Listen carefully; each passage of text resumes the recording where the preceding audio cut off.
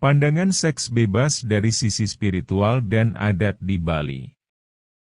Beragam bentuk pornografi mudah menyebar lewat media sosial, juga melalui Android, mulai dari tulisan, komik serta video yang mudah diakses remaja. Celakanya, kemudahan akses tersebut tidak dibarengi edukasi yang benar tentang hubungan seksual dari orang tua serta lingkungan. Akibatnya, banyak ikutan buruk menyertai karena tak sedikit remaja hamil sebelum nikah. Sing beling sing nganten, tak hamil tak akan nikah. Istilah itu cocok untuk menggambarkan polemik seks bebas, yang dewasa ini, seakan menjadi sesuatu yang biasa atau mainstream di Bali. Minimnya edukasi seksual kepada anak-anak di bawah umur serta remaja, membuat mereka melakukan aksi coba-coba dengan lawan jenisnya. Aksi coba-coba yang didalangi rasa ingin tahu yang besar, serta lemahnya pengawasan orang tua, menjadikan remaja sekarang seolah menjadikan masa depannya sebagai ajang judi taruhan. Demikian disampaikan dosen filsafat Institut Hindu Dharma, IHDN, Denpasar, IG. Agung Jaya Suryawan, pekan lalu. Edukasi kepada remaja mengenai seks sangat kurang karena adanya stigma tabu untuk bicara soal seks di depan umum. Hubungan seksual dianggap dosa dan dianggap salah. Padahal kan tidak seperti itu, urainya. Suryawan mengatakan ada batasan sampai mana edukasi itu bisa disampaikan.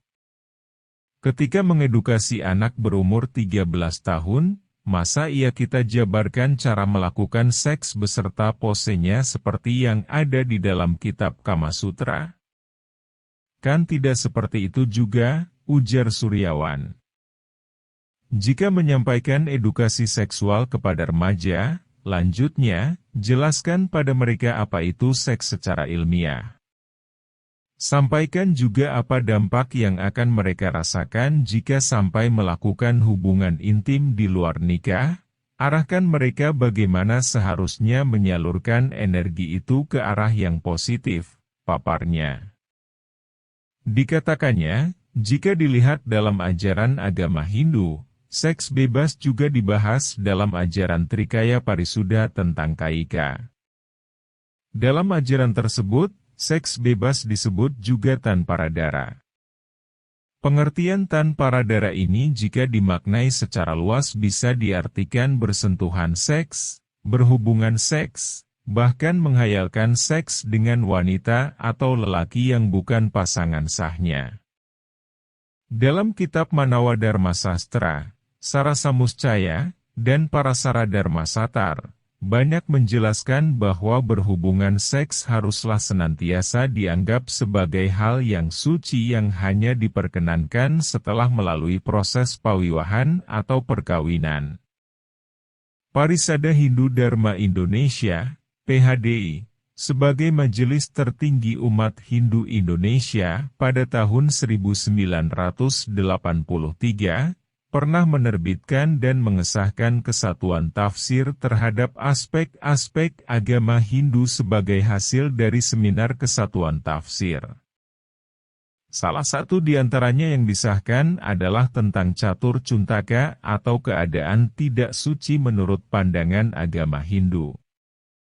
Salah satunya adalah yang terkait dengan masalah hubungan seks di luar nikah. Dalam kesatuan tafsir itu disebutkan bahwa wanita hamil tanpa beakaon dan mamitra ngalang, kumpul kebo, yang kena cuntaka adalah wanita itu sendiri beserta kamar tidurnya. Cuntaka ini berakhir bila dia dinikahkan dalam upacara pawiwahan. Kemudian, anak yang lahir dari kehamilan sebelum pawiwahan, panak dia diu, yang kena cuntaka adalah si wanita, ibu, anak, dan rumah yang ditempatinya. Cuntaka ini berakhir bila anak itu ada yang mameras, yaitu disahkan sebagai anak dengan upacara tertentu. Secara eksplisit kesatuan tafsir tersebut, tidak mengatur dampak spiritual yang akan diterima oleh pihak laki-laki. Namun, dosa atas perbuatan para dara jelas disebutkan dalam Sarasa Muscaya. Memang dalam aturan Perhimpunan Hindu Dharma Indonesia, PHDI, tidak disebutkan jelas apa dampak yang akan diterima pihak laki-lakinya. Bahkan, sanksi sosial pun jarang diterima pihak laki-laki jika terjadi kehamilan di luar nikah. Paling cuma disuruh tanggung jawab untuk menikahi, ujarnya.